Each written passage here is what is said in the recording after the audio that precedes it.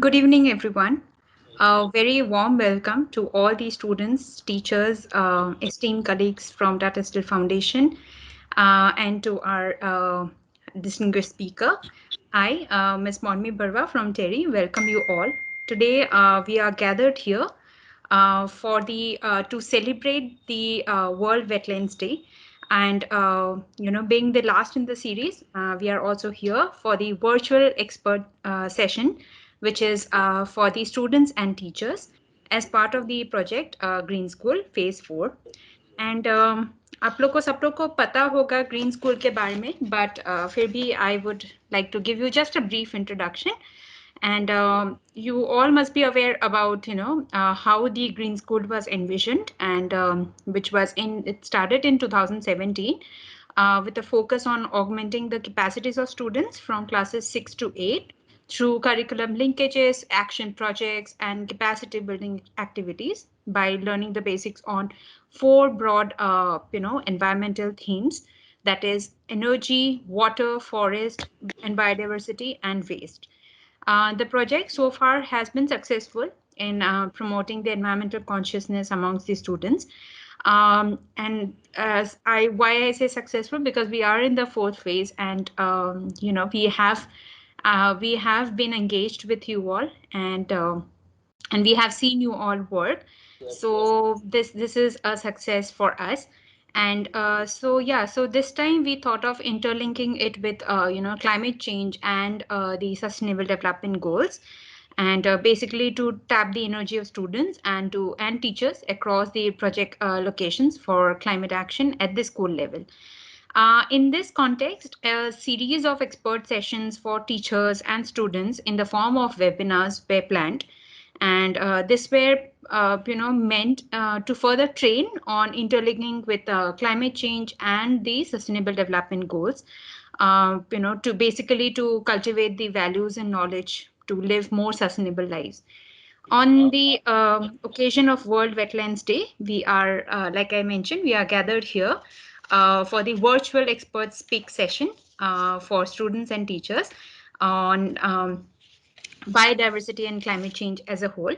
And this interactive workshop, it aims to orient students to know about the wetlands and to understand ways to restore them. We are very fortunate to have with us today our expert, Dr. J.K. Garg. He's a professor, and he was formerly with the University School of Environment Management at Guru Gobind Singh Indraprastha University. Thank you so much on behalf of everyone, sir, for joining in. And before getting into the technical session, I would, in order to set the context and to give an overview about today's title and today's session, we have with us today Ms. Neha. She's a senior fellow and the area convener at Environment Education Awareness Area at TERI. And you all must be knowing she is also the project in charge. ये जो green school है उनका project in charge है.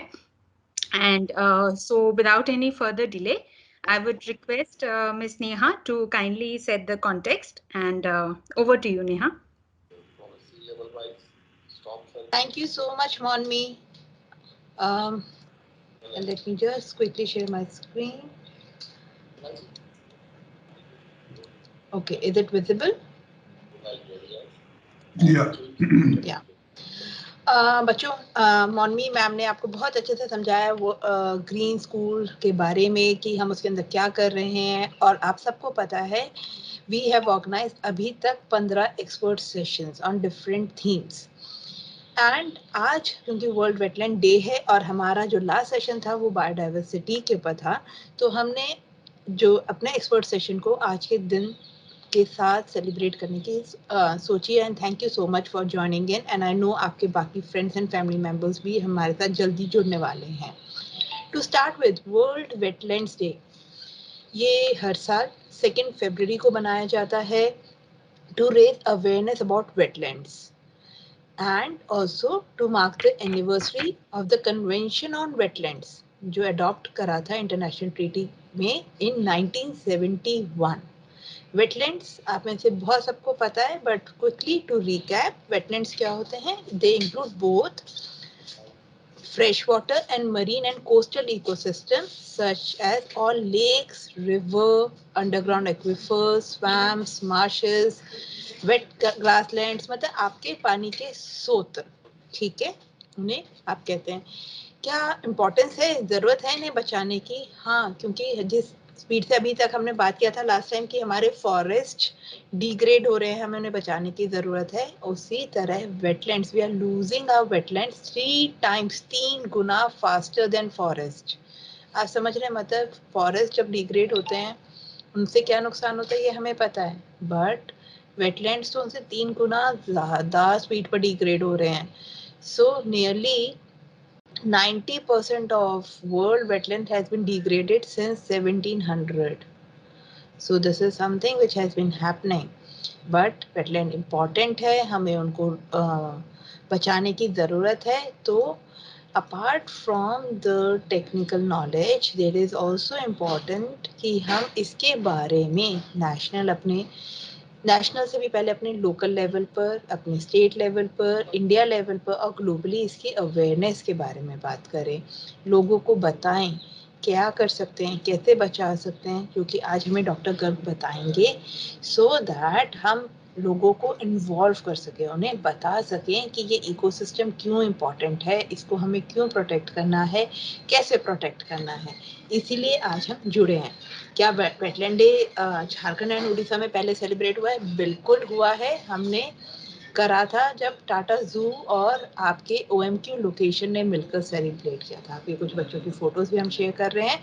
तब आपने इस day के बारे में, मैसेज के बारे में स्प्रेड अक्रॉस किया था, नुक्कड़ नाटक किया था, टॉक अटेंड किया था। वैसे ही उड़ीसा में नंदन कानन ज़ूलॉजिकल पार्क के सामने ये सेलिब्रेट हुआ था जब आपने सिग्नेचर कैंपेन भी करे थे और awareness rally, not under the green school, but ये दोनों कैंपेन्स झारखंड का और उड़ीसा का सब स्कूल्स ने मिलकर किया था। यहाँ तक काफ़ी सारे स्कूल्स में पेंटिंग कंपटीशन भी हुआ था। तो क्या आप कर सकते हैं? आज सेकंड है तो सब सोच रहे हैं अरे अब तो खत्म हो रहा है, तो क्या हुआ, शाम को बैठकर हम पेंटिंग कर सकते हैं, हम अपने थॉट्स शेयर कर सकते हैं। तो किस विषय पर करना है? तो आज जो वर्ल्ड वेटलैंड डे है वो पता है एक इम्पॉर्टेंट क्यों है? क्योंकि पिछले साल 30 अगस्त को यूनाइटेड नेशन जनरल असेंबली ने एक रेजोल्यूशन 75/317 को एस्टैब्लिश किया, को एक्सेप्ट किया था, जो एस्टैब्लिश करता है that 2 February as world wetlands day. तो ये ज़्यादा आज इम्पॉर्टेंट हो गया है और इसकी जो थीम है वो है wetlands action for people and nature.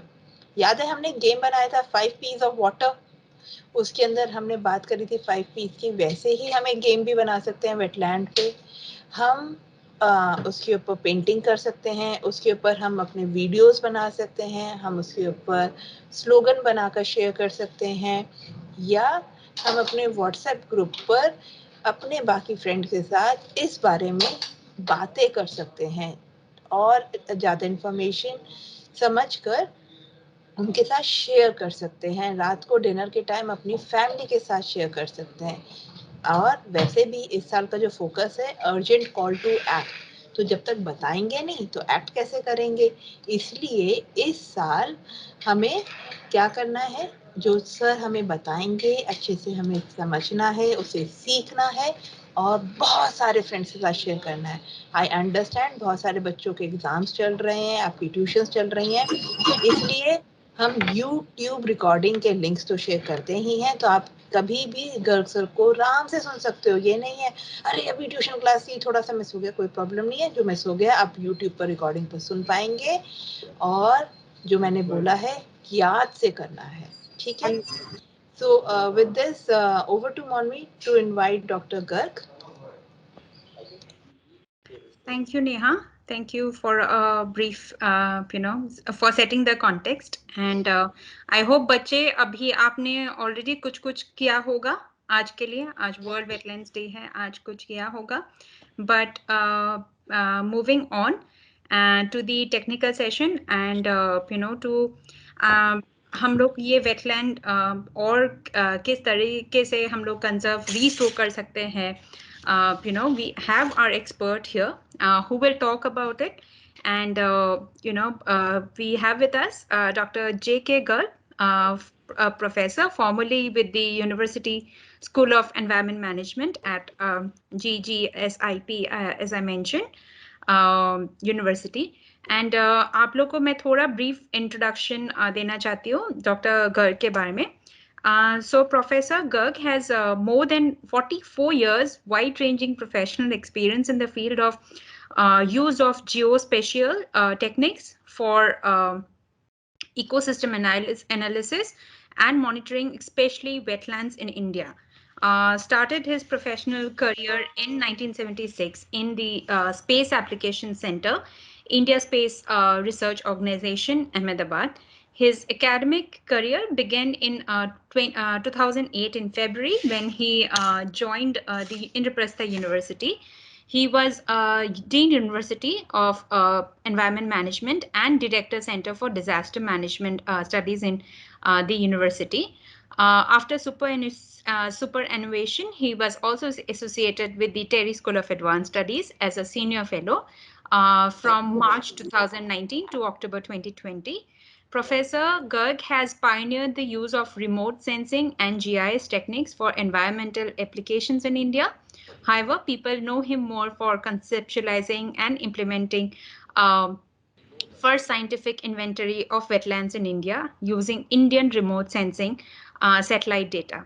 He is presently associated with the Wetlands International South Asia, and he has also published more than 180 research publications.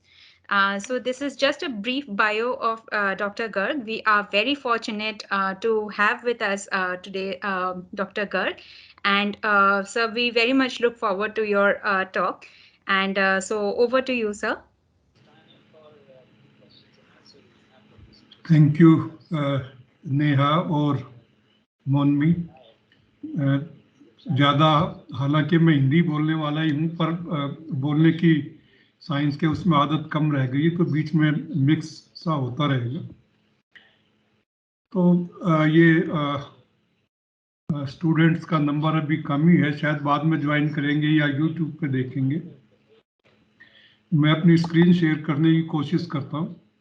Sir actually हमारे बहुत सारे बच्चे रिमोट एरिया से करते हैं, तो कई बार एक लिंक पर 20 स्टूडेंट्स भी होते हैं, because they are joining through their hosted links. So visible, Neha? Yes sir. Okay.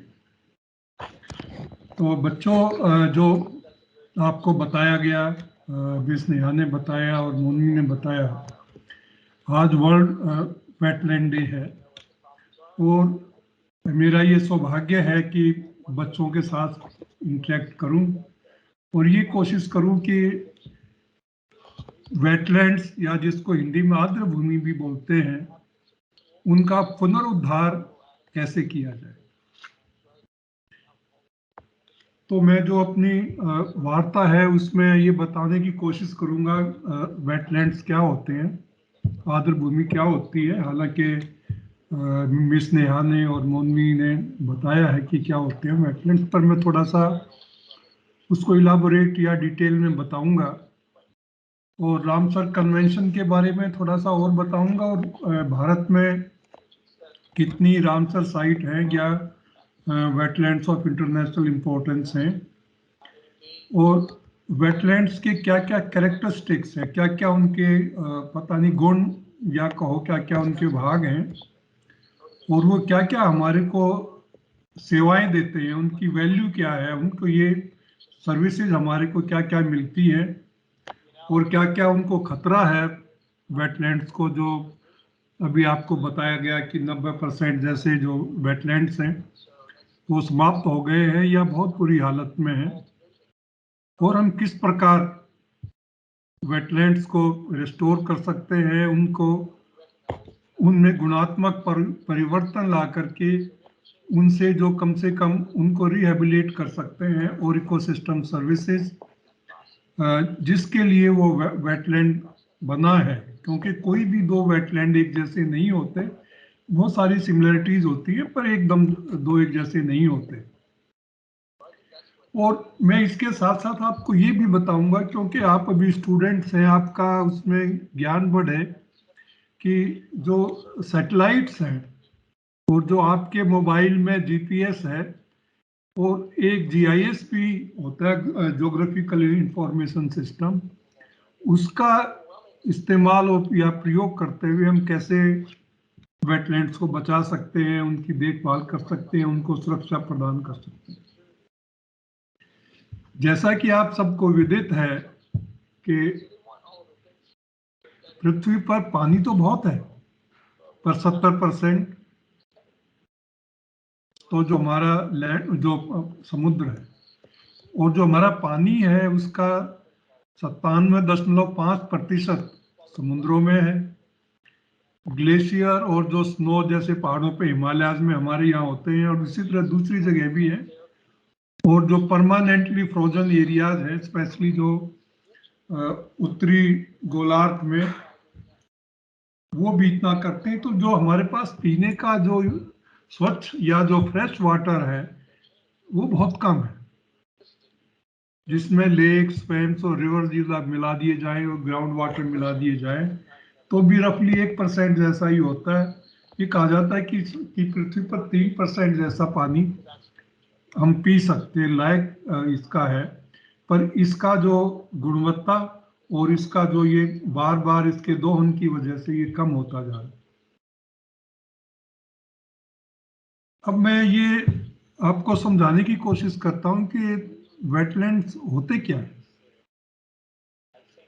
आज से कुछ वर्ष पहले तक हम वेटलैंड्स को वेस्टलैंड भी करते थे, कि ये तो बेकार भूमि है और इसको हम किसी भी दूसरे काम के लिए प्रयोग कर सकते हैं, या इसको वास्तव में स्वाधीनता के बाद बहुत सारा जो ये वेटलैंड एरिया था वो एग्रीकल्चर के लिए या शहरों के विकास के लिए, विकास का मतलब जो बिल्डिंग और दूसरी चीजें बनाने में काम आ गया। और जो बहुत सारे जो बांध बने उससे जो विशेषकर गंजेटिक प्लेन्स में और गंगा का जो एरिया है दोनों तरफ, ये उत्तर प्रदेश से लेकर के बंगाल तक, इसके जो फ्लड प्लेन वेटलैंड्स थे उनके ऊपर काफी प्रभाव पड़ा। और आपको मैं बताना चाहूंगा कि जो वेटलैंड्स हैं ये मीठे पानी के भी होते हैं, नमकीन पानी के भी होते हैं और खारे पानी के भी होते हैं। साल्ट वाटर जो खासकर समुद्र के किनारे होता है, ब्रैकिश वाटर जो खारा पानी, कहीं स्पेशली ये जो सांभर लेक का नाम यदि आपने सुना हो तो इससे जिससे नमक बनाया जाता है, राजस्थान में है। इसी तरह हिमालय में भी बहुत सारी जो एल्कलाइन और लेक हैं, जो भी रामसर साइट है जो मैं आपको बताऊंगा, सौकर है और दूसरी बहुत सारी लेक्स हैं जो इस तरह से है। अब मैं आपको थोड़ा सा वर्ल्ड वेटलैंड डे और रामसर कन्वेंशन के बारे में बताऊं, जो हालांकि नियाजी ने बताया है आपको। रामसर एक स्थान का नाम है, एक जगह का नाम है कि जो ईरान में स्थित है, और 1971 में 18 देश मिले। और वो क्यों मिले कि 1950 से लेकर के 1970 का दशक आते आते जो वाटरफाउल थे या जो पानी के पक्षी थे, जो एक्वेटिक बर्ड्स थे, उनकी संख्या बहुत कम होने लगी थी। तो उस टाइम पे लोगों को इतना ध्यान नहीं था कि ये वेटलैंड्स को क्या क्या हमारे को सेवाएं प्रदान करते हैं, पर वो मिले पक्षियों का जो स्थान है, जो उनकी हैबिटेट को बचाने के लिए वो मिले। और ये कन्वेंशन 1975 में इसका ड्राफ्ट तैयार हुआ और 1981 में ये पूर्णतया से लागू हो गई, और भारत 1982 में इसका सदस्य बन गया। जो इसके सदस्य होते हैं उनको कोप बोलते हैं, मतलब कॉन्फ्रेंस ऑफ पार्टीज, या उसका जो नाम होते हैं उनके जो देशों को इस तरह बोलते हैं, कोप। ये अकेली ऐसी कन्वेंशन है कि जो किसी भी इकोसिस्टम के लिए बनी हुई है, बाकी इस तरह की कोई दूसरी कन्वेंशन नहीं है। और ये कोरल रीफ से लेकर के जो पर्वतों में स्थित है वेटलैंड्स, वो इसमें आते हैं। और ये जो वर्ल्ड वेटलैंड डे है, हम ये शुरू से नहीं मनाते आ रहे हैं, ये 1997 से मनाना शुरू किया, 2 फरवरी 1997 से, और उसके बाद से हम लगातार मनाते जा रहे हैं। पहले ये कुछ ही लोग मनाते थे, पर अभी पिछले कुछ वर्षों में जैसे जैसे लोगों का ज्ञान बढ़ा है इसके बारे में, वेटलैंड्स के बारे में और उनके इम्पोर्टेंस के बारे में, तो ये इसकी इनको बचाने की प्रक्रिया, इनको बचाने के लिए हम लोगों का ध्यान गया है। और जैसा आपको बताया गया कि जो इस साल का वेटलैंड का थीम है, वर्ल्ड वेटलैंड डे का, wetland action for people and nature है, कि लोग और जो वेटलैंड में हम क्या एक्शन लें, लोग मिल करके, जिससे कि हम इसके नेचर को और इसके स्वास्थ्य को बचा सकें। भारत में आज के दिन 49 रामसर साइट्स या वेटलैंड्स ऑफ इंटरनेशनल इंपॉर्टेंस हैं। इनफैक्ट 2 वेटलैंड जो इसमें नीचे 48 और 49 हैं, खिजड़िया और बखीरा ये बिहार में, ये उत्तर प्रदेश में है, और खिजड़िया गुजरात में है। ये दोनों ही मीठे पानी के वेटलैंड है। खिजड़िया गुजरात कोस्ट पे है। ये आज ही रामसर साइट्स में डिक्लेयर हुए हैं और ये आपको इंफॉर्मेशन मिल जाएगी। और जो इनका एरिया है, जो इनका वेटलैंड का टोटल जो एरिया है, 1,93,636 हेक्टेयर है, जो सरफेस पे ये पानी, यदि हम जोड़ दें सबका एरिया तो इस तरह से इसको कहा जाता है। पूरे वर्ल्ड में जो इनकी संख्या है वो 2,430 है, पर जैसा मुझे ज्ञात हुआ है कि जल्दी ही हम 50 का आंकड़ा पार कर लेंगे और हमारा जो नंबर है एशिया में सबसे ज़्यादा वेटलैंड ऑफ इंटरनेशनल इंपॉर्टेंस का हो जाएगा। ये तो एक बात हुई। ये जो बड़े वेटलैंड हैं और कुछ नोटिफाइड वेटलैंड हैं जिनको कुछ न कुछ प्रोटेक्शन मिला हुआ है, पर असली जो समस्या आती है, जो दूसरे वेटलैंड्स हैं वो जिनको कोई प्रोटेक्शन प्राप्त नहीं है, उनकी दिक्कत हो रही है और वो घटते जा रहे हैं। उनका जो स्वास्थ्य है, उनकी जो इकोसिस्टम इंटीग्रिटी है, वो बिगड़ती जा रही है। तो ये जो लिस्ट है ये आपके उसमें अवेलेबल भी होगी। कोई अपडेटेड मैप अभी नहीं था, तो इसलिए इसमें अपडेटेड मैप में 46 ही है, 3 नहीं थी, तो इसलिए मैंने ये आपको अलग से इसमें लिख दी। और आप इस ग्राफ में देखेंगे कि जो पहले 1981 में 2 या 3 रामसर साइट्स थी और आज की तारीख में 49 हो गई है। तो ये पिछले दिनों में इनकी संख्या लगातार बढ़ रही है। एक तो इनके बारे में ज्ञान बढ़ता जा रहा है और दूसरा ये क्लाइमेट चेंज और डिजास्टर के लिए रोकने के लिए या उसकी फ्यूरी को कम करने के लिए बहुत ही उपयोगी हैं। क्लाइमेट चेंज के मिटिगेशन के लिए भी ये बहुत ही आवश्यक है। वो ये जो वेटलैंड, इसकी वेटलैंड की डेफिनेशन हम 2 तरह से देख सकते हैं। एक तो ये रामसर कन्वेंशन की जो डेफिनेशन है वो बहुत ही ब्रॉड है और आप देखेंगे कि इसमें सारी वाटर बॉडीज आ जाती हैं जिनमें भी पानी है या जो कभी कभी पानी नहीं है पर किसी सीजन में पानी होता है। केवल समुद्र में जो 6 मीटर गहरे एरियाज हैं उनको छोड़ करके और बाकी जितना भी पानी वाला एरिया है उनको रामसर कन्वेंशन में के अंतर्गत आते हैं। परंतु जो इसकी वैज्ञानिक परिभाषा है, इनको ट्रांजिशनल लैंड बोलते हैं, between land and terrestrial water. आप लोग किसी तालाब या झील के किनारे गए होंगे या किसी रिजर्वायर के किनारे गए होंगे। आपने देखा होगा कि पानी कुछ एरिया आता जाता रहता है, कुछ सूख जाता है गर्मी में, फिर बरसात में बढ़ जाता है। तो वैज्ञानिक तरीके से तो वही एरिया वो जो साइंटिफिक डेफिनेशन है।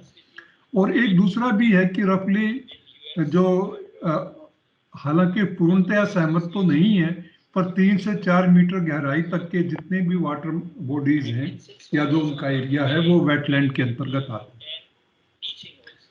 अब प्रश्न ये पैदा होता है कि वेटलैंड पाए कहाँ जाते हैं। ये समुद्र के किनारे, ये समुद्र के किनारे भी पाए जाते हैं, ये पहाड़ों में भी पाए जाते हैं, ये रेगिस्तान में भी पाए जाते हैं। तो इस तरह के ना कुछ ये सिस्टम है कि जैसे मैरीन जो समुद्र के लिए हैं, जिसमें रॉक शोर और कोरल रीफ तरह के मूंगा या जिसको बोलते हैं, वो आप लोगों ने देखा भी होगा। एस्टुराइन वेटलैंड्स हैं जिसमें डेल्टाज है, या आपने सुंदरवन का नाम आपके झारखंड से के पास में ही है, वेस्ट बंगाल, वहाँ जो विश्व का सबसे बड़े मैनग्रोव स्वैम्प्स हैं, तो ये इसमें आते हैं। और कुछ ये होते हैं कि जो वेटलैंड्स लेक्स के साथ होते हैं, लेक्स जैसे होते हैं, कुछ नदियों के साथ होते हैं, और कुछ जैसे ना मार्शी एरिया होते हैं, जैसे मार्श को हिंदी में मैं नहीं बता पा रहा हूँ क्या है, स्वैम्प्स और बॉग्स। मार्श जिसमें वो पानी के जो कम गहरे होते हैं और जिसमें छोटे छोटे पौधे जो कि हर्ब वाले वेजिटेशन होते हैं, और स्वैम्प ऐसे होते हैं जिसमें पेड़ होते हैं, ट्री होते हैं, जैसे कि मैनग्रोव स्वैम्प्स बोलते हैं उनको, और बॉक्स जिसमें स्फैग्नम या छोटे छोटे जो पौधे होते हैं। नेहा, मैं ठीक बोल पा रहा हूँ हिंदी में? बहुत अच्छा है, thank you so much sir, बहुत अच्छा। तो ये कुछ मैं आपको उदाहरण दिखा रहा हूँ कि जैसे आपको ये वास्तव में आप जाएं फील्ड में या उसमें, तो आपको ये दिखते कैसे हैं। तो आपके बाएं तरफ सबसे ऊपर है, ये है मार्श एरिया, दलदल एरिया। हाँ, मार्श का मतलब दलदला एरिया, जिसमें पानी बहुत गहरा नहीं होता है। इसमें आपको कुछ पक्षी दिख रहे होंगे, मेरे अच्छा कैमरा नहीं था, पर ये फोटो बताता है कि पक्षी ऐसी जगह में ही रहते हैं जहाँ पे उनको भोजन प्राप्त हो। कभी भी आप देखोगे कि जो पक्षी हैं बहुत गहरे पानी में नहीं होते हैं, वो किनारे पे जहाँ पे उनको पानी मिलता है, जहाँ पेड़ पौधे होते हैं। शायद आप लोगों ने स्कूल में पढ़ा होगा इकोसिस्टम की संरचना के बारे में, उसमें जहाँ पे प्लांट्स होंगे वो फूड चेन के सबसे इम्पोर्टेंट वो होते हैं, वो सबसे नीचे होते हैं, फिर first level, trophic level, second trophic level, उस तरह के होते हैं। यदि उसमें उनको भोजन नहीं प्राप्त होगा तो वहां पे पक्षी नहीं होंगे। और ये आपकी दाई तरफ ये लोकटक लेक है, ये एक ऐसा स्थान है जहाँ के विश्व में सेंगई डियर, या जिसको वहाँ लोकल डांसिंग डियर या जूलॉजिकल भी उसका नाम है, सर्वस एलडी पाए जाते हैं। ये विश्व में एक अकेला स्थान है जहाँ ये पाए जाते हैं। बीच में ये स्वैम्प, ये जो आप देख रहे हैं जिसमें ये वृक्ष खड़े हुए होते हैं, इनको स्वैम्प कहते हैं। और ये इधर डल लेक, श्रीनगर जो कश्मीर के अंदर जो है। ये कुछ मानव निर्मित वेटलैंड्स, एक तो जो नेचुरल वेटलैंड हो गए जिसमें लेक्स वगैरह ये इस तरह के आते हैं, या जो जिसमें, और जैसे मानव निर्मित जो वेटलैंड्स हैं जिसमें रिजर्वायर है, उस तालाब जैसे दक्षिण भारत में क्या करते हैं कि जो ड्रेनेज होता है नदियों का, नाल उनका, उनके पहले या दूसरे उसको पानी रोक करके उसको इस्तेमाल करते हैं, उनको टैंक बोलते हैं साउथ इंडिया में। और हमारे यहाँ दूसरे जो उत्तर भारत में इनके दूसरे भी नाम प्रचलित हैं, झोड़, तालाब, बील, ये इस तरह के नाम भी हमारे यहाँ प्रचलित हैं, वो भी सारे वेटलैंड हैं। और ये इसमें ये जो पैडी लैंड है और जो ये धान है जिसमें पानी खड़ा रहता हो, वैज्ञानिक रूप से आपके ज्ञान के लिए मैं बता दूं, वो भी वेटलैंड्स ही हैं, क्योंकि उनमें पानी खड़ा होता है, बाद में चला जाता है। और ये आप ऊपर कोने में देख रहे हैं दाई तरफ, ये फिश पॉन्ड है, ये भी एक इसमें जो रामसर की परिभाषा के हिसाब से ये एक वेटलैंड है।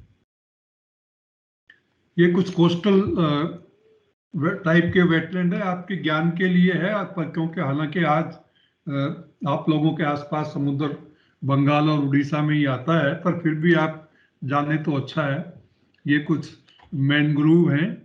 मैनग्रोव वो पौधे होते हैं जो कि आपने देखा होगा जब सुनामी आई थी उसमें इंडियन ओशन में, तो जहाँ जहाँ मैनग्रोव थे उन्होंने नेचुरल प्रोटेक्शन किया और बड़ा कम नुकसान हुआ, पर जहाँ मैनग्रोव नहीं थे वहाँ के जो बहुत सारा नुकसान हुआ। हर साल आते रहते हैं मानसून। पिछले साल ये साइक्लोन और चक्रवात जो पिछले साल भी आए थे, काफी इनसे नुकसान होता है। ये आप देख रहे हैं कि ये कोरल रीफ है। कोरल रीफ हमेशा साफ पानी में होती है। जहाँ यदि गदला पानी या पानी में टर्बिडिटी होगी तो वहाँ मैंग्रोव नहीं होंगे। और क्लाइमेट चेंज में चूंकि समुद्र का पानी गर्म हो रहा है तो ये जो कोरल रीफ है इनका भी रंग बिरंगे होते हैं, तरह तरह के होते हैं। तो इनका भी जो ये भी बदरंग होती जा रही है टेम्परेचर राइज की वजह से। हालांकि प्रदूषण की वजह से भी इनका रंग बदल जाता है। ये सब तरह के रंग में, हरे, नीले, लाल, पीले और जितने भी आप रंग सोच सकते हैं ये इनमें होता है। पर ये जो कलर होता है एक एल्गी होती है उसकी वजह से होता है, ये भी आपको ज्ञात होना चाहिए। ये जो समुद्र के किनारे कोस्टल इस तरह के रॉक या चट्टाने होती हैं या बीच होती हैं वो भी वेटलैंड के ही प्रकार। ये आप देख रहे हैं फिर से मैनग्रोव, ये देख रहे हैं ना अपनी जड़ों की वजह से। हालांकि कभी मौका मिला बाद में बात करेंगे कि मैनग्रोव भी बहुत प्रकार के होते हैं, 3 प्रकार के होते हैं। पर ये जो समुद्री किनारा है उसकी सुरक्षा के लिए वेटलैंड का होना और समुद्र के तूफानों से बचने के लिए ये बहुत ही आवश्यक है। अभी हम इनलैंड वेटलैंड के बारे में थोड़ा सा डिटेल में बात कर लेते हैं। आप में से बहुत सारे बच्चे के गांव में उसमें या शहर में आप बहुत सारे तालाब देखा होगा, कोई लेक देखी होगी। तो उसमें पानी होता है, बगैर पानी के कोई वेटलैंड एग्जिस्ट नहीं कर सकता। तो वेटलैंड इसमें 3 कंपोनेंट है। एक वेटलैंड हाइड्रोलॉजी, मतलब जो पानी, कितना पानी है, उसका कैसे आना जाना होता है, वाटर बैलेंस कितना होता है। तो ये निर्धारित करता है कि वेटलैंड को ड्राइव करने के लिए इसकी कितनी आवश्यकता होती है। और ये इसके जो कैरेक्टरिस्टिक है, एक दूसरा है एक हाइड्रोफिटिक वेजिटेशन। आप लोग ने देखा होगा कि पानी में स्पेशली जो पानी के किनारे किनारे विभिन्न प्रकार के पौधे भी उगे होते हैं। कुछ उसमें से तैरते हुए, जैसे लोटस आप लोग जानते ही हैं। झारखंड और बिहार में मखाना भी खूब उगाया जाता है, वो भी पानी में ही पैदा होता है, वेटलैंड में ही पैदा होता है। इसी तरह वेलिस्नेरिया, बहुत सारे तरह के प्लांट होते हैं, उनके बारे में जो हो सकता है कि आपके जो शिक्षक हैं वो आपको क्लास में बताते हैं। पर आपको इसको सीखने की बहुत ज़रूरत है, क्योंकि आगे आगे जो ये सेंचुरी है ये इकोलॉजिकल रेस्टोरेशन की, और ये डिकेड भी यूएन ने डिक्लेयर किया हुआ इकोसिस्टम रेस्टोरेशन का। तो आप लोगों का कि उसके लिए बहुत ज़रूरी है कि आपको इकोलॉजी का बेसिक ज्ञान हो। और हाइड्रिक सॉइल, जिसमें जो नम रहने वाली भूमि होती है, इसमें विभिन्न प्रकार के होते हैं। परंतु इन सब से ज़्यादा वेटलैंड को बचाने के लिए जो जरूरी है, एक वेटलैंड का टर्म है वेटलैंड इंटीग्रिटी। मतलब जो वेटलैंड में पानी, उसके केमिस्ट्री, उसकी बायोलॉजी, यदि वो सब बैलेंस में हो तो हम बोलेंगे कि ये वेटलैंड का स्वास्थ्य अच्छा है। जैसे हमारे को जब कोई तकलीफ हो तो टेम्परेचर बढ़ जाता है। तो टेम्परेचर अपने आप में बीमारी नहीं है, पर ये किसी दूसरे कारण से, कोई बीमारी लगने के कारण से हमारा शरीर जब इससे लड़ता है उस बीमारी से, तो हमारा तापमान बढ़ जाता है। तो ये वही है। उसी तरह यदि हम स्वस्थ हैं तो उससे अच्छे से लड़ पाते हैं बीमारी से, और जो कमजोर इंसान होते हैं वो जल्दी बीमारी के अटैक में आ जाते हैं और उनका स्वास्थ्य खराब होता है। उसी तरह यदि वेटलैंड का स्वास्थ्य भी अच्छा है तो ये अपने आप को बहुत सारी दुविधाओं से या उनसे बचा लेगा। परंतु इसमें जो वेटलैंड का कैचमेंट मतलब उसका वो भाग जहाँ से वेटलैंड में पानी और दूसरा मटेरियल आते हैं। कैचमेंट, या इसको वाटरशेड भी बोलते हैं। ये कैचमेंट बड़ा नाम है, वाटरशेड, माइक्रो वाटरशेड, इस तरह बोलते हैं। तो पर ये बेसिकली पानी का स्रोत और ये पानी की गुणत्व को भी एक तरह से निर्धारित करता है कि उसका जो वेटलैंड का पानी कैसा होगा। परंतु इसके साथ साथ जो उस वेटलैंड के ऊपर लोग निर्भर हैं, या जो वेटलैंड की वजह से जो उनको सेवाएं मिलती हैं, उनका और वेटलैंड के साथ जो संबंध है वो भी एक बहुत ही आवश्यक चीज है। यदि हम उसके बारे में लोगों को नहीं बताएंगे या लोग नहीं समझेंगे, एक्चुअली किसी भी वेटलैंड में जो सबसे आवश्यक स्टेक होल्डर है वो वहाँ के रहने वाले हैं। आप लोगों ने आपके गांव में देखा होगा कि जब से ये प्लास्टिक का ये प्रचलन बढ़ा है, सारे पानी के इसमें ये नाले वाले या जो उसमें तालाब वगैरह में पड़ा रहता है और इसका कोई समाधान नहीं है। जैसा कि आप जानते हैं कि प्लास्टिक को टूटने में या भूमि में मिलने में हजारों साल लगते हैं इस तरह के। हालांकि अभी अल्टरनेटिव आ रहे हैं पर फिर भी ऐसा ही है। ये मेरा अपना वो है जो मेरे एक्सपीरियंस के हिसाब से मैंने बनाया कि कोई भी जो वेटलैंड है या एक्वेटिक इकोसिस्टम है, जो अभी थोड़ी देर पहले मैंने बताया, ये क्लाइमेट जियोमॉर्फोलॉजी तो उसकी शेप बताते हैं कि वेटलैंड की शेप कैसे होगी, पर और ये उसमें पानी कितना आएगा ये भी बताते हैं। और उसकी जो कैचमेंट है जो मैंने अभी आपको बताया, उसमें क्या क्या वो चीज़ें हैं, उसमें फिजिकल कैरेक्टरिस्टिक्स क्या हैं, वहाँ स्लोप कैसा है, वहाँ ड्रेनेज कैसा है। यदि पहाड़ी एरिया होगा तो पानी ज़्यादा तेज़ी से आएगा, प्लेन एरिया में कम स्लोली पानी आएगा। और उसमें जो वेटलैंड में जो कौन से प्लांट्स हैं या कौन से छोटे छोटे सूक्ष्म प्लांट्स हैं या सूक्ष्म एनिमल हैं, जू प्लैंकटन या बड़े बड़े जैसे मछली या उससे भी बड़े, तो ये भी पूरा एक इकोसिस्टम है।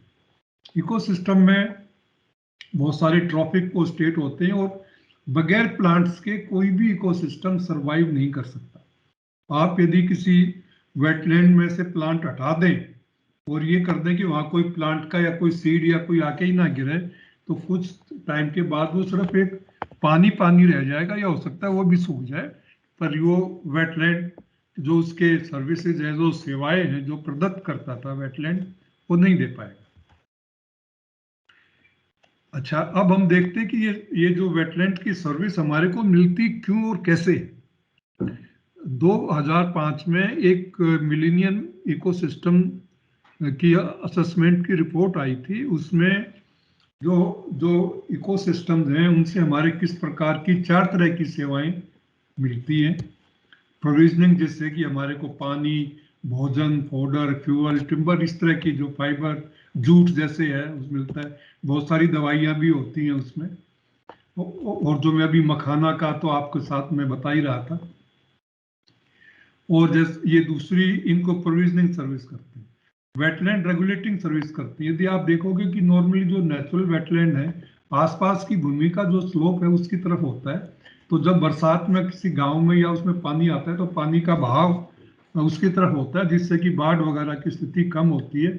और ये उसके लिए स्पंज का काम करते हैं। पानी उसमें आ जाता है तो पानी को वो रोक लेते हैं।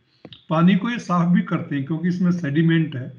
आप लोग तो नहीं, पर हम लोग बच्चों में जब ये पानी को प्यूरिफाई करके मटकों में कोयला डाल के 2-3 लेयर में वो करते थे, ये इसी तरह से पानी का साफ भी करते हैं। क्लाइमेट मॉडरेशन, जहाँ पे वेटलैंड होंगे उसके आसपास आप देखेंगे कि दूर जो स्थान पानी से दूर है वहाँ टेम्परेचर कंट्रोल में रहता है। जैसे गर्मी में थोड़ा सा कम टेम्परेचर रहता है क्योंकि हवा में नमी बढ़ जाती है।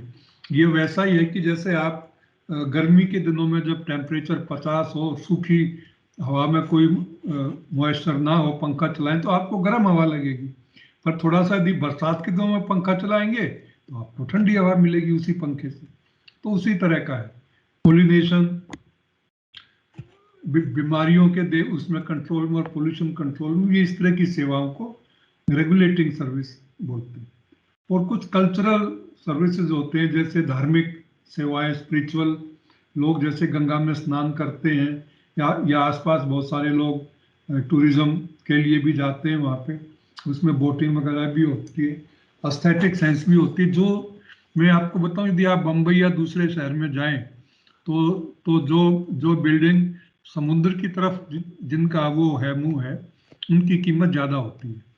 और इससे के अलावा जो शिक्षा और कल्चरल हेरिटेज भी हमारी है, तो जैसे मैं सुंदरबन के बारे में बात कर रहा था, वो एक कल्चरल हेरिटेज साइट भी है, वर्ल्ड हेरिटेज साइट। एक ये है, एक केवलादेव नेशनल पार्क भरतपुर, जो इसमें जिसकी हालांकि आजकल कंडीशन ठीक नहीं है, वो भी एक वर्ल्ड हेरिटेज साइट है। ये वेटलैंड के बारे में बता रहा। परंतु इनकी सब सेवाएं जो हमारे को सतत रूप से मिलती रहे, उसके लिए इकोसिस्टम की स्ट्रक्चर बहुत ही जरूरी है उसमें, क्योंकि उसी की वजह से एक और दूसरी चीज जो वेटलैंड्स हैं, ये जमीन और पानी के बीच में एक बहुत ही इंपॉर्टेंट लिंक है कि जमीन से जो आएगा, जो पानी में जाएगा, उसमें यदि वेटलैंड वाला पार्ट जो मैं बता रहा था, किनारे वाला पार्ट, वो नहीं होगा तो न्यूट्रिएंट साइक्लिंग में प्रॉब्लम आएगी, सॉइल बनने में आएगी। बोला जाता है कि जो इंडो गंजेटिक प्लेन है,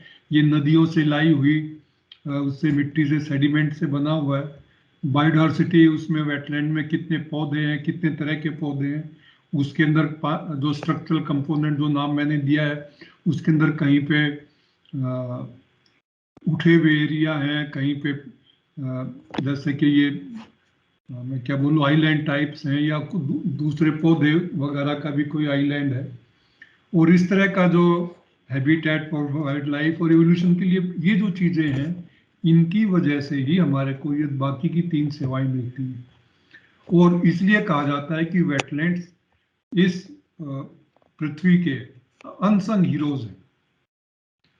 जंगलों के बारे में सब लोग बात करते हैं, दूसरी चीज़ों के बारे में बात करते हैं, पर वेटलैंड्स के बारे में कम लोग बात करते हैं। और रिसर्च भी इसके ऊपर जो अनुसंधान है वो भी कम लोग करते हैं, क्योंकि वेटलैंड में काम करने में थोड़ी ज़्यादा मेहनत लगती है।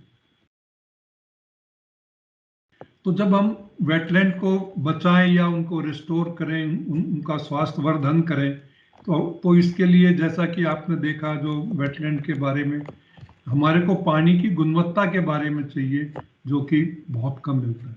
कुछ बड़े बड़े वेटलैंड्स के बारे में या नदियों के बारे में मिलता है, पर दूसरे जो छोटे वेटलैंड हैं उनके बारे में नहीं मिलता। और बायोडायवर्सिटी के जैव विविधता का तो डाटा बहुत ही कम है, ये तो ना के बराबर है, कहीं कहीं का मिल जाता है। और यदि ये मिल भी जाए तो हमारे को बार बार जो टाइम सीरीज डाटा पिछले हर 2, 4, 5 साल के बाद का डाटा चाहिए, वो नहीं मिलता है। और यदि ये सब चीज़ हों भी तो डाटा मान लो आज कलेक्ट किया, डाटा लेटेंसी, तो वो अवेलेबिलिटी पब्लिक डोमेन में 5-7 साल लग जाते हैं उसको मिलने।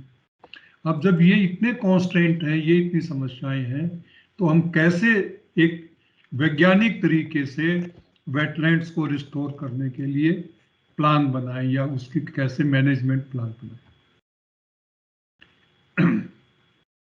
ये थ्रेट्स के बारे में तो बताया ही गया होगा, जो मैं पहले ही बताया है कि जैसे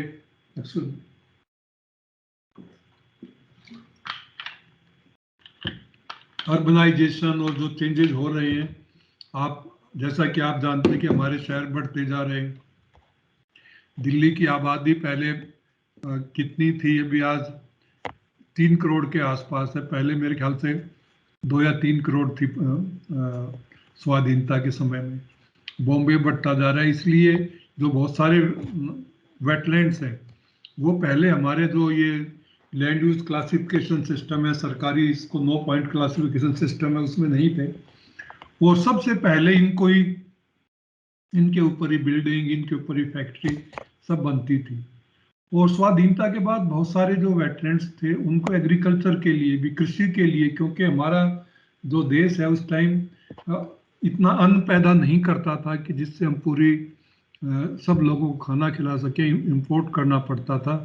एक PL 480 होता था जिसमें हम एक तरीके का दान और भिक्षा जिसको हम कह लें, उस तरह का था, जो हमारे को अमेरिका वाले जैसे देशों से मिलता था। एक जो बहुत तरह के डैम वगैरह बन गए हैं पहाड़ों में, उससे नदियों में, और जो आज तो उसके किनारे पे फ्लड प्लेन जो वेटलैंड थी उनके ऊपर बहुत प्रभाव पड़ा है।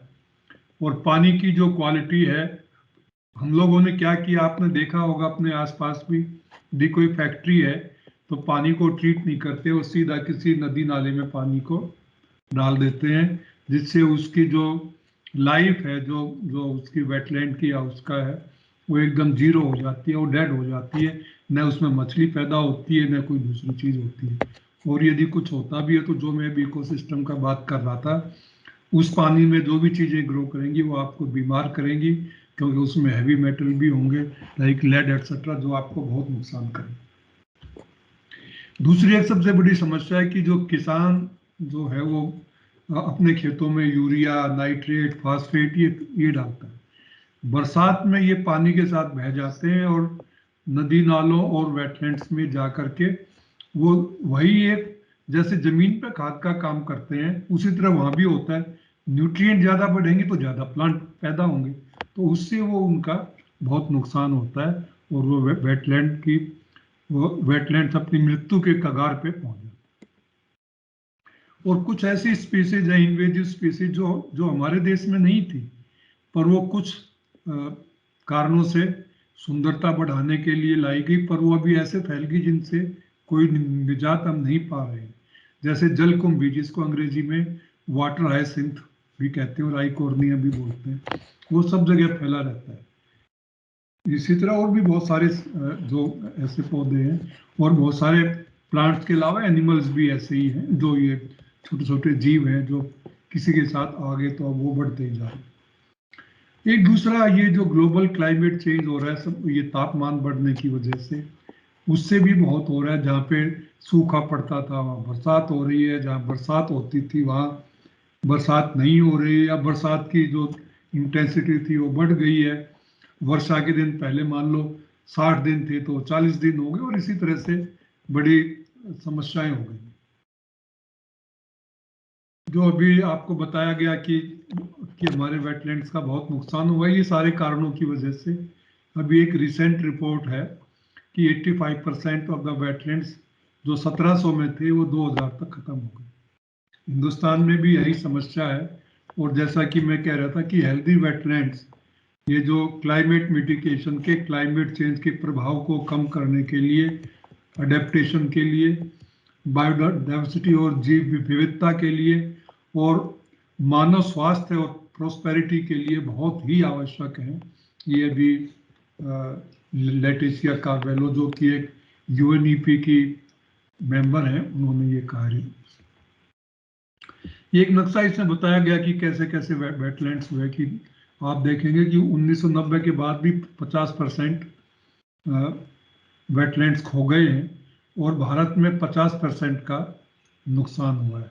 इसी तरह मैनग्रोव का भी हुआ है नुकसान, ये खो गए या उनकी जो गुणवत्ता काफ़ी खराब हो गई है। और कोरल रीफ, जो कि बहुत ही जरूरी है समुद्री बायोडाइवर्सिटी के लिए, वो भी उनका भी 20% डिस्ट्रॉय हो गया। और ये भी पुरानी रिपोर्ट है, अब तो और ज़्यादा होगा। जो 24% रीफ जो मैं बता रहा था कि जो समुद्र में गर्मी वजह से, पोल्यूशन की वजह से वो खराब हो गई।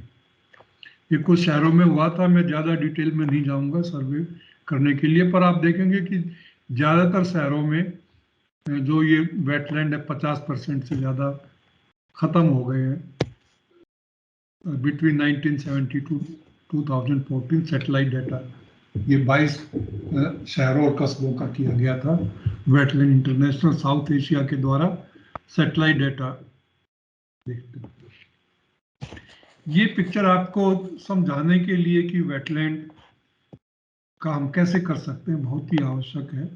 ये ग्रूम एट ऑल ने दिया था। आप ये कोई भी जो, जैसे ये ओरिजिनल इकोसिस्टम होता है, वेटलैंड हो, फॉरेस्ट हो, या कोई दूसरा इकोसिस्टम हो, उसमें जो स्ट्रक्चर, इकोसिस्टम स्ट्रक्चर, जिसमें स्पीसीज या उसके अंदर जो हैं चीज़ें, वो यदि पूरी तरह ठीक नहीं होंगी तो हमारे को जो दूसरे इसके इकोसिस्टम की प्रोसेस है, लाइक फोटोसिंथेसिस है, बायोमास फॉर्मेशन है, न्यूट्रिएंट साइकिलिंग है, वो सब पे असर होगा। तो हमारे को करना क्या है कि जो ओरिजिनल इकोसिस्टम है, ये जो डिग्रेडेड इकोसिस्टम है, इसको यहाँ तक ले जाना है। पर यहाँ तक ले जाना हमेशा संभव नहीं होगा, क्योंकि हमारे को ये मालूम ही नहीं है कि ओरिजिनल इकोसिस्टम कैसा था, ओरिजिनल वेटलैंड कैसा था। तो हम उसको रिहेबिलिटेट करने की कोशिश करते हैं। रिहेबिलिटेट का मतलब ये है कि उसकी जो इकोसिस्टम सर्विसेज हैं, जो सेवाएं हमारे को वेटलैंड से मिलती हैं, वो लगातार मिलती रहे, हम वेटलैंड को इस रूप में ले आए। और यदि कोई एक्शन नहीं लेंगे तो वो वेटलैंड अपने आप ही खत्म हो जाएगा। जैसे एक सक्सेशन का है, जो नेचर में ये वेटलैंड है तो बाद में ट्री क्लैड हो जाएगा, ट्री उसमें आ जाएगा। ये जो मेरी समझ है, जो अभी बताया 4-4.5 डिकेड का, उसके हिसाब से मैंने बताया कि कोई भी वेटलैंड को रिहेबिलिटेट करने के लिए या रेस्टोर करने के लिए लैंडस्केप अप्रोच का होना जरूरी है। लैंडस्केप क्या, कि जैसे आपने देखा कि एक झील है या तालाब है या उसका है, यदि हम उसको ही कंट्रोल, उसको ही ठीक करने की कोशिश करें तो वो कभी नहीं होगा। उसके आसपास का जो कैचमेंट है उसमें फॉरेस्ट भी हो सकता है, एग्रीकल्चरल एरिया भी हो सकता है, दूसरे वेटलैंड भी हो सकते हैं, और उसका जो स्लोप कैसा है, तो हमारे को उसका पूरा लैंडस्केप का, जो मैं आपको साइंटिफिक डेफिनेशन बताऊं, तो it is a Mosaic of interacting ecosystems. तो ये जो मतलब आसपास के, आप लोगों ने बचपन में, या हो सकता है कुछ बच्चे अभी भी ड्राइंग करते हो, तो एक पिक्चर बनाते थे, उस पिक्चर में पहाड़ भी होता था, नदी भी होती थी, हट भी होती थी, बच्चे भी खेल रहे होते थे, और इस तरह का आप बनाते थे, उसमें पहाड़ में से सूरज निकल रहा है या उस तरह का। तो वही लैंडस्केप अप्रोच है जो आप बचपन में आप लोगों ने बनाया, कि जहां से पानी आता है उसमें, उसके अंदर जो हम सारी चीजें कंसीडर करके, जो मैं आपको बता रहा था कैचमेंट को, उसी को लैंडस्केप अप्रोच बोलते हैं। और वो संभव कैसे हुई, जब से सैटेलाइट डाटा, जब से उपग्रह का डाटा और ज्योग्राफिकल इंफॉर्मेशन सिस्टम, जिसमें कि हम डाटा इकट्ठा करके ये निर्धारण करते हैं कि हमारे को क्या होना चाहिए, वो चीजें आ गई। तो ये जो चीजें हैं, उसके किसी भी रेस्टोरेशन के ऑब्जेक्टिव के लिए, वेटलैंड के लिए, हमारे पास लंबे समय का हाइड्रोलॉजी, वाटर क्वालिटी, जैव विविधता, और जो उसके अंदर के जो स्ट्रक्चरल कंपोनेंट है, कहीं गहरा पानी, कहीं कहीं आइलैंड है, कहीं उभरे हुए भाग हैं, उनकी डायनेमिक्स क्या है, और जो हैबिटेट, मतलब ये जो स्ट्रक्चरल कंपोनेंट जो वेटलैंड के अंदर, आप ये एक तरीके से मान सकते हो, जो तरह तरह के डिफरेंट हैबिटेट टाइप्स हैं, वो किस तरह के हैं, वो उनके बारे में कैसा, और कोई इन्वेजिव स्पीसीज तो नहीं है। इसी तरह कैचमेंट के बारे में, कि वेदर उस वो वन है उसमें या वन नहीं है, और उसमें क्या क्या स्ट्रेसर है, इंडस्ट्री कौन सी है, वो अपना जो पानी है, जो एफ्लुएंट है, वो इन वेटलैंड्स में तो नहीं डाल रही है, और अर्बनाइजेशन की वजह से क्या हो रहा है, और जो उसकी सामान्य जो उसकी जियोफिजिकल जो सेटिंग है, जिसमें चट्टानों के प्रकार हैं और किस तरह की लैंड फॉर्म है, पहाड़ है या स्लोप है, उनके बारे में, और लोगों के बारे में जान करके, कि कुछ लोग, जैसे मैंने पहले कहा, कि बगैर लोगों के इन्वॉल्वमेंट के, बगैर लोगों के इन्वॉल्वमेंट के किसी भी इकोसिस्टम को, चाहे वो वन हो, या उसको हम नहीं बचा सकते। ये समझते हैं कि तो सरकारी योजना है, और जब सरकारी योजना होगी तो हम लोग ये सोचते हैं कि हमारे को कुछ नहीं करना, अब जो भी कुछ करेगी वो सरकारी करेगी, और यही सभी समस्याओं का मूल कारण है। हमारे को अपना भी जो कर्तव्य है वो निभाना चाहिए। जैसे कि मैंने अभी बताया कि वो उसमें हम नदी नालों में प्लास्टिक डाल देते हैं, इस तरह की चीजों से, या जो जो ये नदी नाले का जो गंदा पानी डाल रहे हैं, हम लोग जाकर के आसपास उनको, जो फैक्ट्री वालों को, ये नहीं कहते कि भाई आप, इसकी वजह से हमारे को मछली नहीं मिल रही है, इसकी वजह से हमारे को दूसरी चीजें नहीं मिल रही, आप इसको मत करो। तो सामान्य जनों का इस प्रोग्राम में इन्वॉल्व होना बहुत आवश्यक है, और इसीलिए अभी हम कोशिश कर रहे हैं कि एक वेटलैंड मित्र, और या आर्द्रभूमि मित्र नाम का, जैसे आप भी अपने गांव में इस तरह का एक कुछ बच्चों को या कुछ लोगों को, पेरेंट्स को इकट्ठा करके बनाएं, कि जिससे ये ज्ञानवर्धन हो और ये वेटलैंड्स बचे। क्योंकि जो बड़े वेटलैंड है वो तो सरकार भी देखती है, पर छोटे वेटलैंड तो आपके गांव में जो तालाब है, जोड़ है या झील है, उसके बारे में तो आपको ही चिंता करनी होगी। तो ये देख करके हम उसके क्या ऑब्जेक्टिव हैं वो डिसाइड करते हैं, और फिर एक प्लान बनाते हैं सब चीज़ों का, लोगों के साथ बैठ करके, जो वेरियस स्टेक होल्डर हैं उसमें, वैज्ञानिक भी, आप लोग भी, और जो जिस तरह का उसमें स्टेक है सरकारी, उसका सरकार किस लिए चाहिए, कि कभी कभी पैसे की जरूरत होती है तो सरकार से फाइनेंशियल एड के लिए या उस सपोर्ट के लिए चाहिए, और एक प्लान बनाते हैं जो साइंटिफिक बेसिस पे होती है, उसको इम्प्लीमेंट करते हैं। फिर उसको हम जब इम्प्लीमेंट करके देखेंगे, तो कि हमेशा 100% नहीं मिलते हैं रिजल्ट, क्योंकि जो इकोलॉजिकल सिस्टम है वो लीनियर नहीं होते, वो बहुत सी दफे मालूम भी नहीं पड़ता है।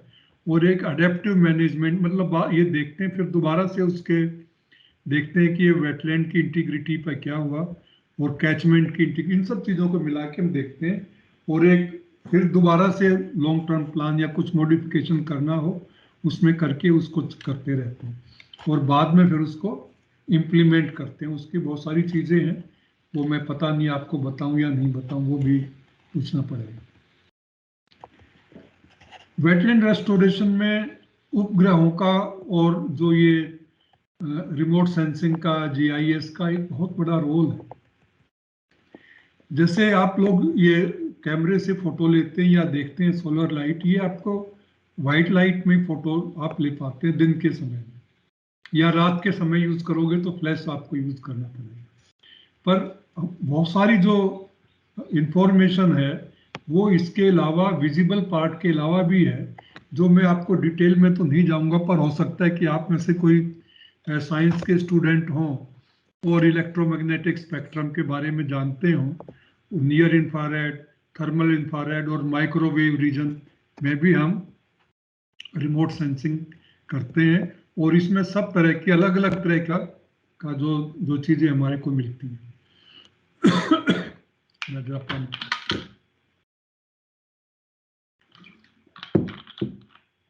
एक ये सैटेलाइट का पिक्चर आप देख रहे हैं। ये जो सामान्यतः जो रिमोट सेंसिंग की सैटेलाइट हैं वो जमीन से 500 से 1000 किलोमीटर दूर होते हैं और वो एक निश्चित समय पर रोजाना जमीन का भूभाग देखते हैं और एक रेपिटेटिविटी और कुछ समय के बाद वो उसी स्थान पे आते हैं, जिससे कि हम बार बार उस स्थान के बारे में ज्ञान प्राप्त कर सकते हैं, इंफॉर्मेशन प्राप्त कर सकते हैं।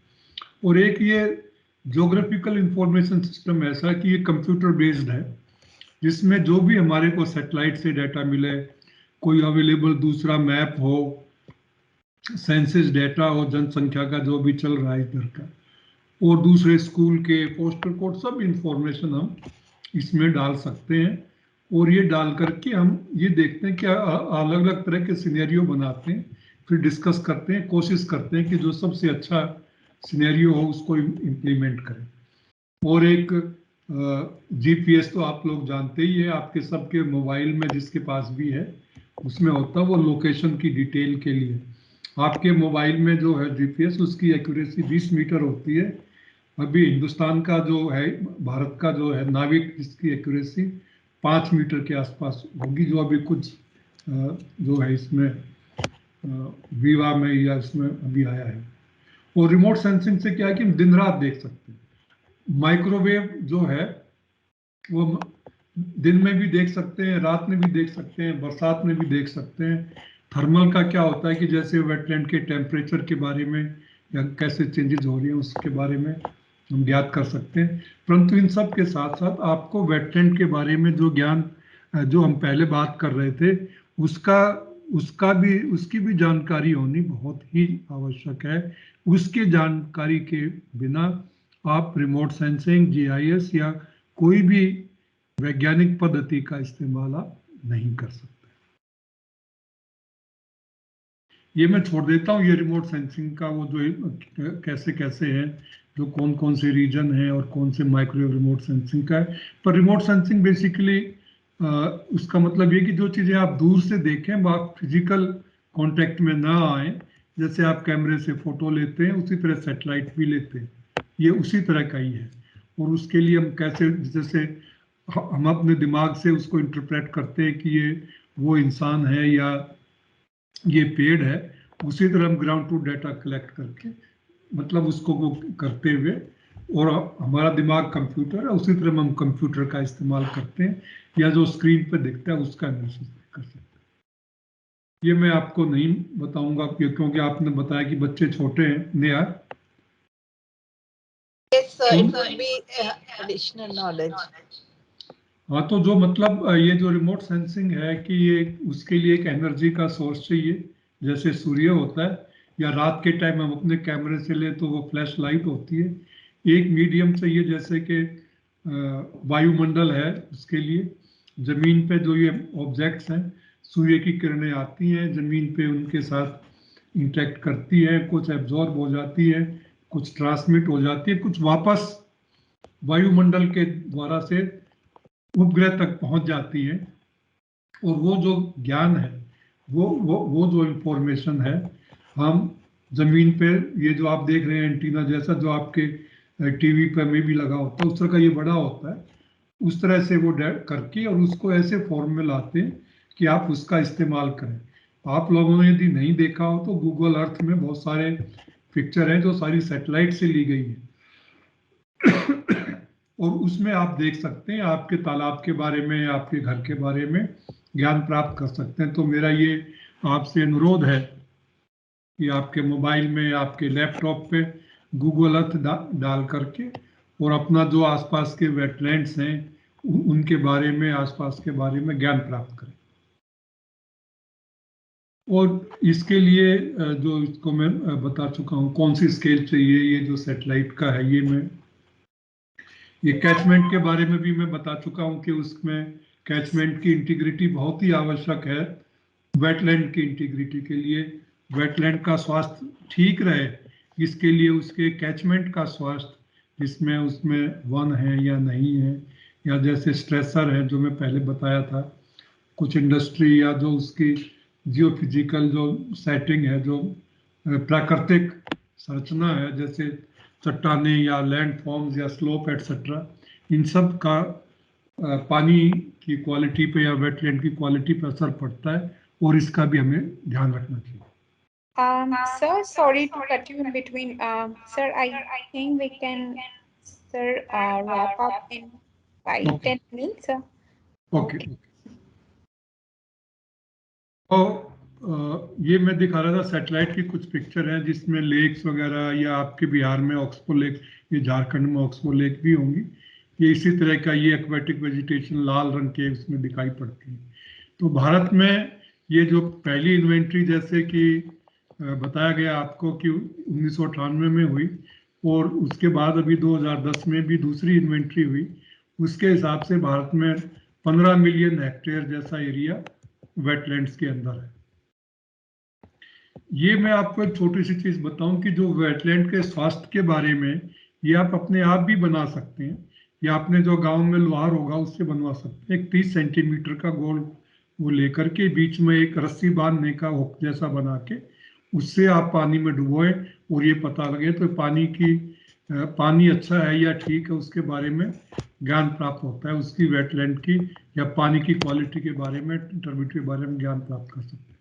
नहीं तो हम सैटेलाइट डाटा से भी कर सकते हैं, वो मैं आपको नहीं बताऊंगा। सैटेलाइट डाटा से भी तरीका है पानी की टर्बिडिटी के बारे में, गदलापन के बारे में, उसमें न्यूट्रिएंट कितने हैं, या उसके अंदर क्लोरोफिल कितना है, या एक्वेटिक वीड्स या कितने, ये सब हम सैटेलाइट डाटा से निकाल सकते हैं। और नदियों के बारे में उसी तरह कहाँ इरोजन हो रहा है, कहाँ डिपोजिशन, या कहाँ पे, जैसे ये गंगा का बता रहा है कि कैसे हम, क्योंकि सैटेलाइट जैसा मैंने बताया बार बार उसी जगह आते हैं, तो हम वो उसके बारे में ज्ञान प्राप्त कर सकते हैं। नदियों में कितना क्लोरोफिल है, नदी की क्वालिटी कैसे है। जैसे ये जो आप चित्र देख रहे हैं, ये ब्रज घाट से नरोरा का है जो कि गंगा नदी में है, और ये नमामि गंगे के लिए रेफरेंस साइट है। इसमें भी आप देखेंगे कि कहीं पे पानी का गुण ठीक है, नहाने लायक है, कहीं नहाने के लायक नहीं है, और ये समय के साथ कैसे बदलता जा रहा है वो आपको दिखाया गया। वेटलैंड जैसे मैंने दिखाई है सैटेलाइट डाटा की पिक्चर है, जिससे लैंड यूज के बारे में कैसे प्राप्त करते हैं, और यदि इसका कैचमेंट जिसमें वन हो तो उसका फ्रेगमेंटेशन कैसे हो रहा है, क्या हो रहा है, उसके बारे में, जो उसकी कैचमेंट की इंटीग्रिटी है या स्वास्थ्य है उसके बारे में ज्ञान प्राप्त कर सकते हैं। और ये बहुत सारे जो स्टेप्स हैं ये आपके पास रहेंगे कि हम वेटलैंड रेस्टोरेशन में हमारे को क्या करना चाहिए, और ये कौन से तरीके से है, कौन से पद्धति से हम वो इंफॉर्मेशन प्राप्त कर सकते हैं, ये आपको बताया गया है।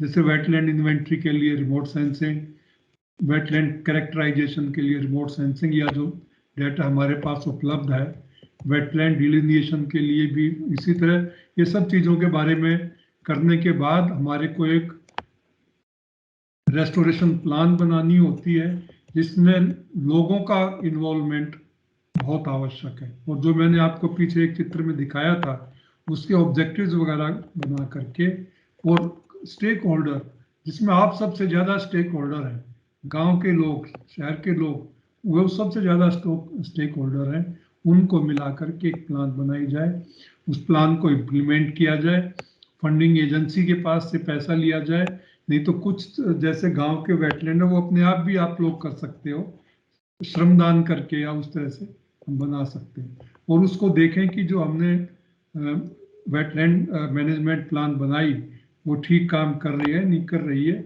जैसे मैंने बताया सैकी डिस्क का तरह की चीज़ों का इस्तेमाल करके और उसको मॉनिटर करके, यदि कोई कमियां हैं तो दोबारा से उसके बारे में एनालिसिस करें, ये बना सकते हैं। ये कुछ उदाहरण है। उसके लिए जीआईएस में एक आप चाहें तो बना दें, यदि आपका गांव का है तो ये बनाने की आवश्यकता नहीं है। और ये रिमोट सेंसिंग और सैटेलाइट डेटा या जो ये मैंने आपको चार्ट दिखाया, इसको ध्यान में रखते हुए आप एक प्लान बना सकते हैं और किस तरह की क्रिया की जाए कि कहाँ पे पानी का क्वांटिटी या पानी की वाटर होल्डिंग कैपेसिटी बढ़ाई जाए, कहीं पे हो सकता है वेटलैंड में कोई एक्शन रिक्वायर्ड ना। ये जो आप चित्र देख रहे हैं, ये गुवाहाटी शहर में डीपर व्हील है, ब्रह्मपुत्रा नदी से ये टूटा हुआ बना हुआ ये है, ये उसका है। तो ये इस तरह से हम कर सकते हैं। तो मेरा कहने का तात्पर्य ये है कि आज वर्ल्ड वेटलैंड डे के दिन आप लोग एक तरह का प्लेज लें, प्रतिज्ञा करें कि कम से कम हम लोग वेटलैंड को गंदा नहीं करेंगे, उसको खराब नहीं करेंगे। अपने आसपास जो लोग हैं हम उनको भी समझाएंगे कि आप वेटलैंड को गंदा ना करें। और इस सारे उसके लिए हमारे को लैंडस्केप इकोलॉजिकल अप्रोच जो मैंने आपको बताया, और लोगों का इसके साथ जुड़ना बहुत आवश्यक है। यदि लोग नहीं जुड़ेंगे तो हम नहीं कर पाएंगे, इसको जो वेटलैंड्स का जो रेस्टोरेशन नहीं कर पाएंगे। और ये देखते हुए मैं अपना जो वार्ता समाप्त करता हूँ। समय का वो था, फिर भी मैंने कोशिश की कि आप लोगों को मैं बता पाऊँ कि इसके बारे में मेरा जो ये रिमोट सेंसिंग वगैरह बताने का एक दूसरा कारण था। कारण ये था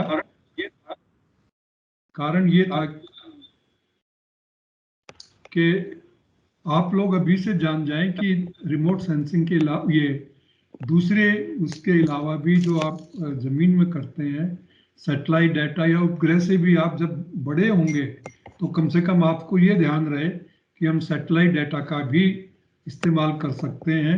बहुत सारे जो ज्ञान है उसमें या जो इंफॉर्मेशन है उसके लिए। और मैं ये चाहूँगा कि ये वर्ल्ड वेटलैंड डे आप लोग इसको ग्रीन स्कूल के बारे में भी सोचते हैं, ये भी ग्रीनिंग ही है और ये सस्टेनेबल डेवलपमेंट के लिए बहुत आवश्यक है। जितने भी सस्टेनेबल डेवलपमेंट गोल्स हैं उसमें कहीं ना कहीं वेटलैंड का स्थान जरूर पाया जाता है, चाहे गरीबी हटाने का हो या कुछ भी आप करो, इसमें इसका बहुत ही रोल है। तो इसके साथ मैं अपनी वार्ता को विराम देता हूँ। धन्यवाद। यदि कोई प्रश्न हो तो आप पूछिए। Thank you, sir. Thank you, Dr. Garg. Thank you. Yes. हाँ जी, sir, you can share. I cannot see. Someone had a query. Please आप address कर सकते हैं. Sir is here. कोई इसमें मैं चैट बॉक्स में भी नहीं देख रहा हूँ या किसी का हाथ भी नहीं उठा हुआ है। क्या है ना कि मैंने कोशिश की है कि मैं जितना सिंपल हो पाऊँ, क्योंकि बड़ा मुश्किल होता है क्यों जब हम रेस्टोरेशन की बात करते हैं जो कि ये फ्रेश वाटर का या उसका है, तो इसमें एकदम हम वो नहीं बात कर सकते सिंपल। जब तक कि वैज्ञानिक तरीके से हम नहीं करेंगे तो कोई भी समाधान नहीं होगा। आपको मैं बताऊं, आपको जानकर के हैरानी होगी, मेरे को भी हैरानी हुई कि जो भी इकोनॉमिक सर्वे बजट के टाइम गवर्नमेंट ने प्रस्तुत किया, उसके चैप्टर 9 में जो सैटेलाइट डाटा को यूज करते हुए कैसे कैसे हमारी प्रोग्रेस हुई है उसको दर्शाया गया है।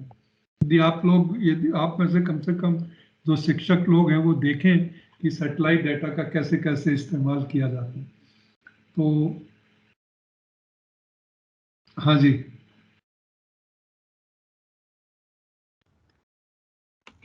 Anyone, if you have any question, you can still ask sir.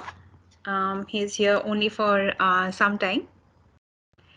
But on behalf of all the students, teachers, colleagues, There is a yes, there is a query. Yes, Khushbu? Hi, good evening, sir. I don't have a query as in, but I would just like to mention that this was really very informative session, sir. I have attended many sessions of ये बहुत सारे ऐसे होते भी रहते हैं और पता भी चलता रहता है, सुनते हैं, उसको अटेंड करते हैं. But what I it was for me the GPS and remote sensing how you mentioned, and that was very good for me to know how we can use it to understand the situation, the condition. And normally ये हम लोग बच्चों तक नहीं पहुंचाते हैं, but I am happy that you brought this out, because that itself will create a curiosity among the children to actually take that up also as a career, as a some space to a new stream to study about how to use GPS and remote sensing to understand more of climate change and apply it on the on restoration part. So I really wanted to mention this, and it was really very informative, sir. Really very. Thank you very much for your this sharing of information, sir. Yeah, Yeah, Monmi. one more hand was there. Some KP. Khushbu, sir. Yeah, Khushbu actually, she Okay. is from Tata Steel Foundation. Yes, sir. She's a colleague there. Thank you so much, sir. On behalf of all the students, principals, teachers, and colleagues, I would like to thank you. Sir, actually, I would say that, you have covered A to Z about wetlands, sir. So we are we are very grateful to have you today, and I hope that this knowledge enrichment session would be as productive as I mean it would be. I mean it can reach out to the masses as well, and definitely we would be sharing this as a YouTube link also, so that we reach out to more people. And so thank you once again, sir. Thank you for your time. And we hope to, listen from you, hear from you again about, this topic, particular wetlands restoration in the near future, sir. Thank you once again. नहीं, हिंदी में मेरा बोलने का इस तरह का wetland पे ये पहला वो था. मैंने कोशिश की, पर फिर भी शब्द, हालांकि हिंदी मेरी मातृभाषा है, पर फिर भी दिक्कत तो आती है आजकल. Yes sir. सर मुझे हिंदी में थोड़ा आई मीन हाँ थोड़ा दिक्कत सर मुझे भी आती है. बट सर बहुत I mean seriously sir thank you once again. Thank you for giving us your time, sir. And we know you had a very busy schedule, but thank you for, and especially on this Wetlands Day, we got this opportunity to celebrate it with you, sir. So thank you again. एक चीज मैं दूसरी कहना चाह रहा था, यदि जो ये स्टूडेंट्स हैं या टीचर हैं, इनके आसपास के गांव में ये मैं अपना ये जानते हो कि यदि कोई किसी तरह का वेटलैंड का या कुछ इसमें समस्या आ रही हो रेस्टोरेशन में, तो मैं मतलब रिमोटली या जैसे इससे, या यदि संभव हो तो वैसे फील्ड में भी जा करके काम में हाथ बटा सकता हूँ. मेरे को कोई ऐसा नहीं. Thank you sir. ये जरूर हम लोग we will take this message forward as well. And बहुत सारे यहाँ पर टीचर्स भी है झारखंड उड़ीसा से. So I am sure they would like to get in touch, and if anything is there, I mean it is for the teachers, you can get in touch with us. We can we can connect you with Dr. Garg. So with this we come to an end of the session, and on behalf of everyone I would like to thank you again, sir. And so yeah, thank you once again for your time and the session, and we look forward to seeing you again. Thank you. Nice interacting with you all. Thank you very much. So I am leaving now. Okay, thank you, sir. With this, I would request everyone to kindly switch on your video. And yeah, just before leaving, as you know, we always do, we always have, things in line for us, things in store for us, for everyone. So for this we have Ravi Shankar Das. हम लोग ज़्यादा time नहीं लेंगे आपका. And meanwhile आप लोग सब अपना वीडियो ऑन कर लीजिए. We always need a group photo. And so yeah, over to you, Ravi. Yeah, and taking it forward, let me also remind you that the WSDS thematic track is scheduled to be going online on 17th of February. We will notify the time and the joining link as well. So a few things in the line here. So from the Winter School Challenge competition that was announced during post Christmas till New Year. So we have shortlisted few students who will be speaking during the thematic track. So we will release the names who will be speaking, and they will get to share the experience of their activity during the WSDS platform. And also we'll be launching the e-module and the case study as well, where all the teachers have contributed their part. So thank you so much, Monmi. I hope you have taken a good photograph. Just one thing, Ravi, it's 10 to 11:30 on 17th of February. Okay, 10 to 17, but we'll share the link of joining as the time closes. Okay, I would request again everyone to kindly switch on your video, please.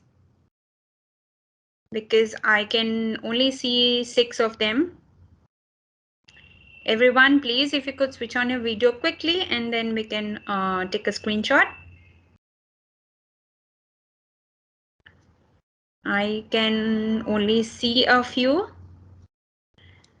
There are 17, 18 people. So please आप लोग अपना camera बस on कर लीजिए. I have just hopped into the car. Wow. Okay, all right. Yes, I could capture a few pictures. So with this, thank you everyone again. And in the end, I always mention to be safe, because it's COVID times, and you have to be safe. You have to keep your family safe. तो please आप लोग घर में रहिएगा जितना हो सके. Okay, बाहर मत जाइएगा जब तक बहुत जरूरी ना हो. एंड बाकी रवि सर ने ऑलरेडी आपको बता दिया है. So please, this is very alarming for us कि आप लोग का अभी तक पोस्ट असेसमेंट आप बहुत स्कूल्स ने फिलअप नहीं किया है. So please request everyone to go through the link again. आप लोग को कुछ नहीं करना है. आप लोग को बस इसमें होता है, बस आप लोग को टिक करना होता है. You do not even have to write anything. Just आपको ऑप्शंस देना होता है. 4 ऑप्शन है, उसमें से आपको एक आंसर करना पड़ेगा. So it's very simple. आप लोग ने पहले भी किया है. We want you to do it again. So thank you. With this, we come to an end of, this is in fact the last virtual expert series session, and we are very glad that we conducted 16 of them, and bahut sare, and you guys were there till the end. So thank you all. You should give a big round of applause to yourself. And but then hold on, there is still more to come. Aapka post assessment hai, and then there is WSDS, which is the World Sustainable Development Summit, which is one of the most interesting theme. And also aapke liye the one that we have is Navyata. So please you please hold on to it, and we will come to you. हम लोग का जिसमें आप लोग का felicitation होता है. So that's also very interesting. So please be with us for for the whole phase, and we'll see you again. Thank you so much. Bye bye. Take care.